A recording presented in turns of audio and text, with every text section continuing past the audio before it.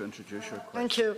I want to ask the Minister if he has plans to review and revise the guidelines on the accountability of public servants who serve on state boards, in particular civil servants from his own department who are members of state boards. Thank you, Minister. And if you would explain the governance arrangements and reporting to us. Minister Donohoe has 2 minutes. Deputy, Circular 12/2010, Protocol for Civil Servants nominated to the boards of non-commercial state bodies, lays down a detailed framework for civil servants who are board members to report to the relevant minister, in certain circumstances. The relevant minister is the minister under whose aegis the body falls. The purpose of the protocol is to set out the reporting obligations of the nominee civil board member in the extreme situation where serious issues arise that are not being addressed by the board and where the chairperson of the board does not report such. Accordingly, for example, the circular provides that where there is a significant public policy issue or where there is disagreement at board level, the civil servant board members should request the chairman to notify the minister, or failing that, notify the minister himself or herself.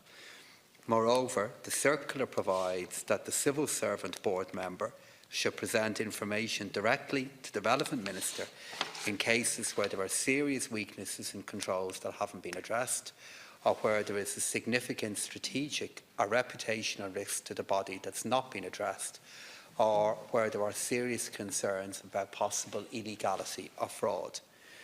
The operation of the circular is subject to the legal common law, fiduciary and statutory responsibilities of the nominee civil servant board member.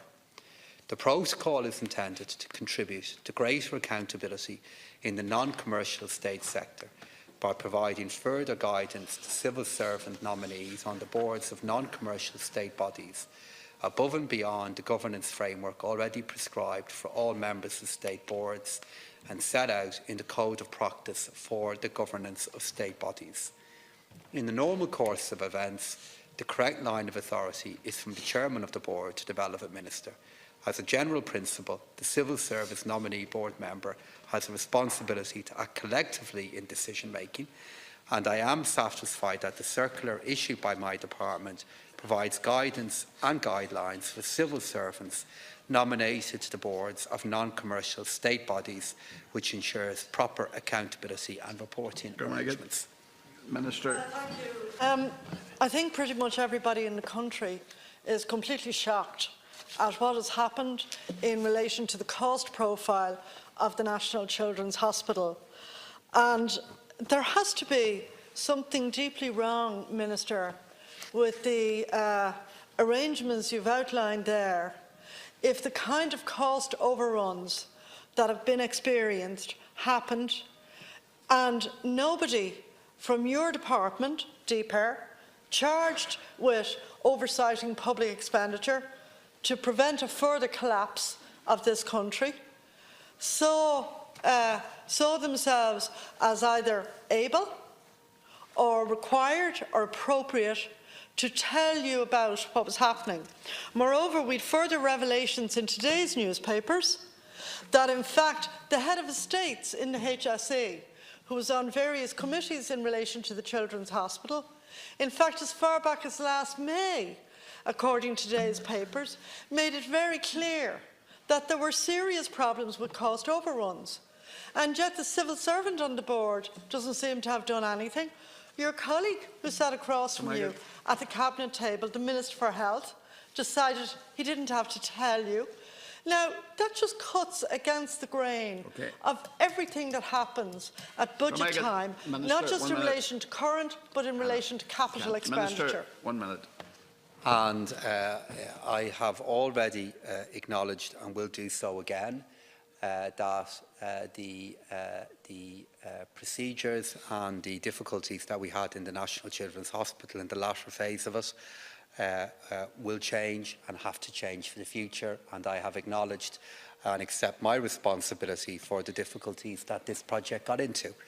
In relation to the question that you put to me regarding am I happy with the way in which the civil servant on the board fulfilled his duties? The answer to that question is yes, because, as I said to the Deputy in the early part of my answer, it is very clear that the issue needs to be raised with the line government department. And the view of my official, who I have met to discuss this matter, is that the issue was being raised with the Department of Health, and he could see this being reported and he felt being dealt with. And we have already now outlined, Deputy, the changes that I want to make in the future to help ensure that for huge projects such as the department, the National Children's Hospital, that the issues that we experienced here are not repeated. Final question, Deputy Burton. Minister, nobody is suggesting that you or the civil servants in your department would micromanage every element of a project in another department. That's what the other department is for. But when you have an overrun of the world level that happened that's happening in the National Children's Hospital in Ireland, I mean, when does common sense click in? That actually, if I'm the senior civil servant, I should discuss this with others so that both the Children's Hospital project can come to fruition, but so that taxpayers in Ireland and their hard-earned money is not taken for a complete ride. I mean, you've said that you're happy with the arrangements that have led to this outcome. I think that that happiness is misplaced.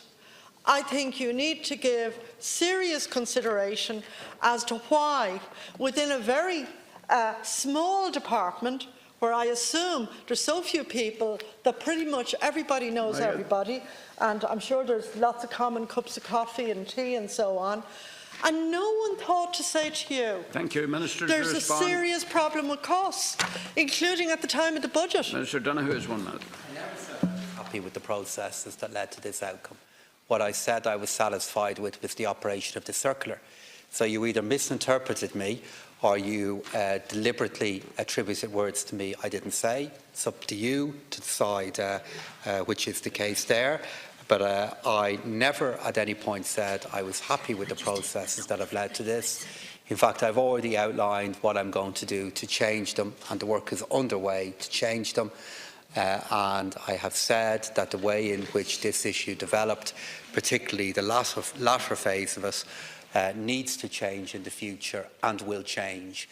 We get the majority of projects right. That will never be acknowledged by you, Deputy, but we do. We will deliver 3 major transport projects on time and on track this year. We will deliver primary schools, primary care centres, major projects all over this country in the way the taxpayer wants. What we are not looking to do, and I am not looking to do, is in any way minimise the anger and the concern that has been caused with the National Children's Hospital. But neither, Count Corla, will I have words attributed to me that I didn't state.